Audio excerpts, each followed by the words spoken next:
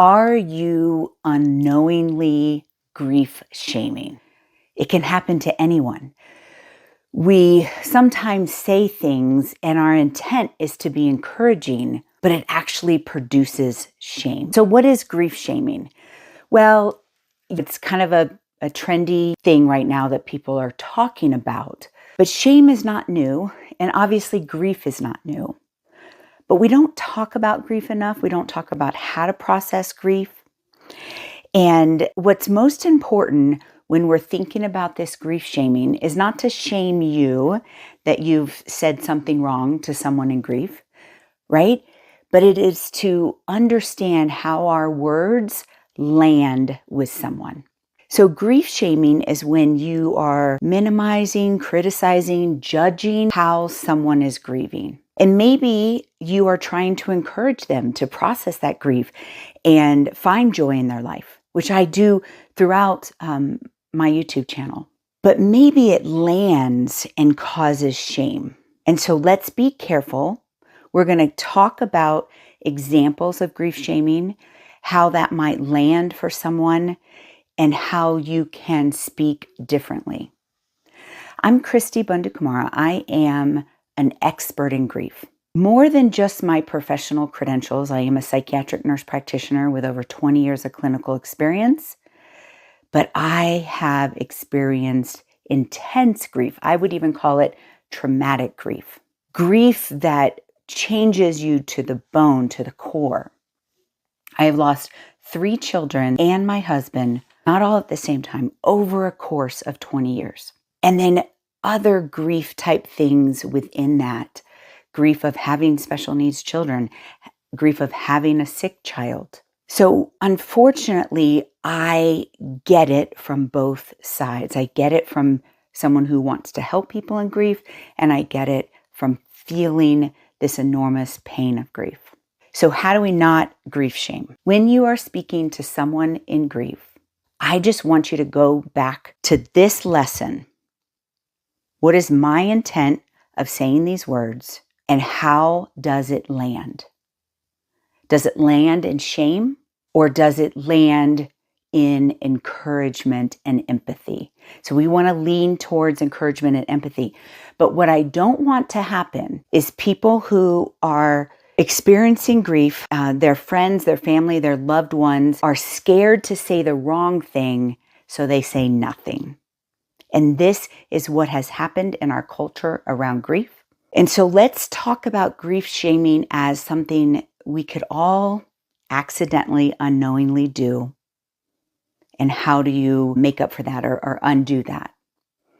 Even with all of my experience in this pain and professionally, I recently grief shamed someone. I was in a meeting and we were talking about kind of marketing around grief. We have a grief intensive coming up, and someone mentioned a type of grief, and I minimized that grief. And I just didn't think that grief was my target audience for the grief intensive. 5 days later, somebody that was in that meeting with me that I care about a lot experienced the grief that I minimized. And the first thing she does is says, I'm sorry. I know this doesn't, I know you don't get it. And so here, I'm a grief expert. This is someone that I care about, and I have grief shamed her. I made sure I apologized, but then I also came back several days later publicly within that same group meeting and apologized publicly because I saw her pain. I was empathetic to her pain, and her pain was real. And by minimizing that type of grief, I created shame in someone that I love. But I don't want you to not say anything because you're afraid of hurting someone's feelings or afraid of shaming them. I have received statements that cause shame in me. I have heard stories of statements that have caused shame in people. And this is something we don't talk about, but I've also shamed myself in how I should be showing up in this grief process. So when we think about grief shaming, I want you to go back, and I'm going to reference this over and over again. What is your intent in speaking, And how is that landing? And let's look at it as a continuum, that we are trying to be encouraging and empathetic. But one of the things that I talk about a lot in my grief teaching is that because no one knows what to say, people don't say anything at all. And many people get stuck in their grief, and especially intense traumatic grief, they get stuck, or they just stuff it and they get this cumulative grief their entire life, and it's coming out in other ways, manifesting in other mental health type things, depression, anxiety, and it can even manifest in physical type symptoms. So we want to keep speaking, but we want to speak with again, intent results, intent, encouragement, and empathy, but also that encouragement to move in their grief. And that does not mean move on, but it does mean to move. And we'll talk about that over and over. I've heard multiple stories. And again, I've shared that I have unfortunately made someone feel shame in their grief. So let's go over some examples. And these are obviously not exhaustive. That's why I want you to always go back to what is your intent in speaking and how to make it empathetic but encouraging. A statement like, "You should have seen this coming." If you guys follow my story, you know that my son Reggie had 10 years of medical trauma, multiple hospitalizations. I should have seen it coming, but I didn't. I never considered grief.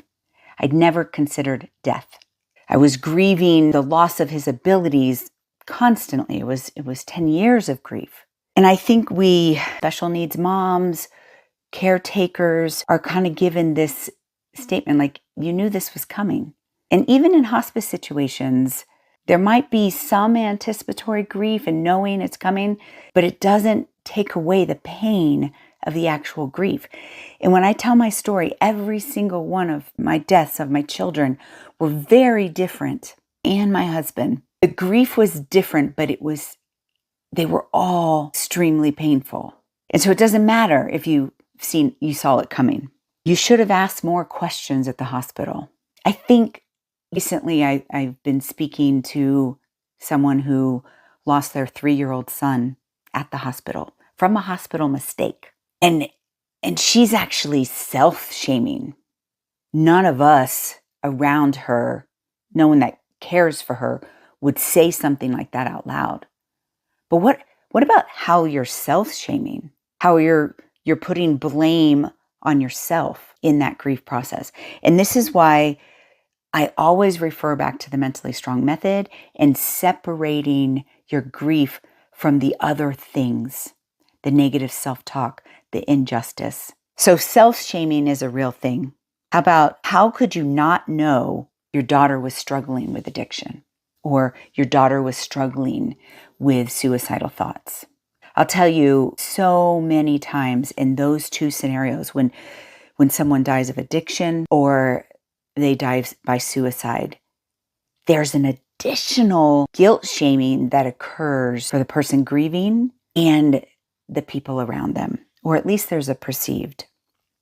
So never, ever blame the griever. Minimizing. I gave an example of me doing this recently, but I think I have a tendency to do that. And this is a confession. The intensity and traumatic grief that I've experienced, I kind of feel, I unconsciously maybe judge grief. And this is not good. This is what has caused our culture to shut down and not process grief. We should learn how to grieve the first time we lose a pet as a child. And each loss, we learn how to grieve more. And I've seen that in my own story. But what happens is grief, because we don't actually process it, we're accumulating it. So don't minimize. But again, going back to what is your intent? To be empathetic and encouraging. So we also don't want to allow people to catastrophize all grief as something that's going to ruin their life, right? So this is the dichotomy, like being able to speak and encourage people to move in their grief without minimizing. For example, grandparents. We all know that our grandparents will likely pass, and they've lived a nice life, and maybe there's lots of positives around their life story, and their death should be kind of part of the cycle of life and known. And we often minimize that grief because it's quote unquote normal grief, right? We'll all experience that type of grief. But grief changes you. Every grief changes you a little bit. Before I knew I was going to be a grief expert, I was in my early 20s and my grandmother was diagnosed with cancer. She was in her late 60s, early 70s, and it was an ugly kind of progression in her cancer, and she ultimately died from that cancer. And I thought, well, everybody loses their grandma. I cried and did all the things that you're supposed to do, but I didn't acknowledge it as this is a change in my life. And now that I'm a grief expert and I've gone back and I've kind of analyzed all the grief in my life, that changed me. My grandmother and I's relationship is no longer there. The things that she provided were no longer there. And it's okay to grieve that. And it's also okay to grieve things that you think didn't impact you. I also lost my father in a car accident when I was 10 months old. I grew up like just without a father. I didn't think of that as a grief experience. I now know that that grief changed my life. Not just physically, but here I am, a 10-month-old baby. I have 2 loving parents, and then boom, one is gone. And I can feel the pain and grief of my mother, and the father's gone. Obviously, 10 months old, I don't understand the dynamics, but that changed me as a person. And so never minimize grief. Be empathetic and encouraging. We also don't want people to get stuck or catastrophize all grief. Judgment. Never pass judgment on someone, how they're grieving. And I've been guilty of this too, mostly in my relationship with my husband, as we were both having these losses. And I felt like I was experiencing more pain than he was. And we'd often get in kind of arguments about how he was grieving. And this is just me, and in those close relationships, sometimes you kind of nag or nitpick, but I was judging how he was grieving. I wear my wedding ring. I believe that I will always wear my wedding ring, but someone did ask me recently, why are you still wearing your wedding ring? And then I can imagine people who choose to take off their wedding ring. Someone might say, well, he just died, or it's only been a year, or it's only been like, those things are judgments on how they are grieving, whether they're crying or not crying. I've heard people say, why don't you cry? Or why are you always crying? That is a judgment on how they're trying to process. Going back, remember, this is what I want you to get out of this video. What is your intent of saying the words? And are you being empathetic and encouraging? Now, if somebody is ruminating in their grief, not moving, and this goes back to the mentally strong method, grief is processing, feeling that pain, cherishing that relationship. If we've got a lot of negative talk about injustices, a lot of anxiety, a lot of personal negative talk, those are all different categories. Those need to be worked through differently. Just because you have traumatic grief doesn't give you an excuse to enmesh it all together and hold on to it for life. Things like I talked a little bit about it already, but huge judgments around people who have lost their loved ones to addiction or suicide. It can happen to anyone. I have a video where I interviewed a psychiatric nurse practitioner whose daughter completed suicide. And she was doing all the right things. She had the guns locked up. She had the medicine locked up. You can go back and watch this video. It is heart-wrenching. She did all the right things, and somehow her daughter still completed suicide. Addiction is one of the hardest things to treat. And I was talking to another professional recently who went from practicing in kind of an upscale depression, anxiety type clinic to practicing in addiction. And she was really struggling because addiction is literally the hardest population to treat, because we have a personal right to use substances. We have a personal right to stay in our addiction. And oftentimes the people around you, including professionals, want to see that success and are bought into that success. And just like I lost the battle with DRPLA, parents and loved ones lose the battle with addiction and suicidality every day. And it is not our place to pass judgment. And hopefully you would never openly and outwardly pass judgment. But I think what happens is there's a silent judgment that the griever can feel. And so then they just isolate more and more. So work on that judgment if you have it, so that you can show up for the people that you love. Remember your intent, because if you have a silent judgment, that skews your intent when you're talking. And your intent is to be encouraging and empathetic. And finally, I want to talk about religious shame. And this is where I have received it the most, and it is part of my story. People often say things like, God doesn't give you more than you can handle. And so they're like, oh, Christy, you must be really strong. First of all, that's not in any scriptures. And it's just a way for us to pacify our thought, our image of who God is in the reality of what that person's living in. So don't say that, please. Lots of things have caused a spiritual conflict in me, and there's multiple videos talking about this spiritual conflict. I do believe in God. I do believe in this eternity with God. I really struggle with whether he loves me, and that there's this personal love and protection that is taught in the church that I was raised in. And 2 shaming incidents have happened recently, and it is with my grief documentary that came out, which was not overtly Christian. It was authentic to my spiritual journey and the conflict that I experienced with God and my wrestle with God and what it actually looked like. And my very, very dear friend that I respect as probably the most authentic Christian that I know, after seeing the documentary, she said, that's not the way of Jesus. And I know she loves me. I know she is empathetic to the pain that I'm experiencing. I didn't take that as a scar to our relationship, but it was judgment on my grief and my grief journey. And it did create some shame.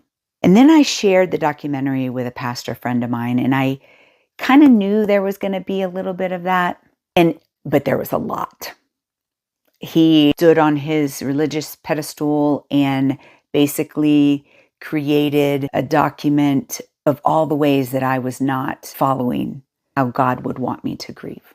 Saying things like hope should be only in God, that we should rejoice with those who rejoice and mourn with those who mourn, that God designed healthy ways to grieve, and the fruit includes experiencing an abundant life with God.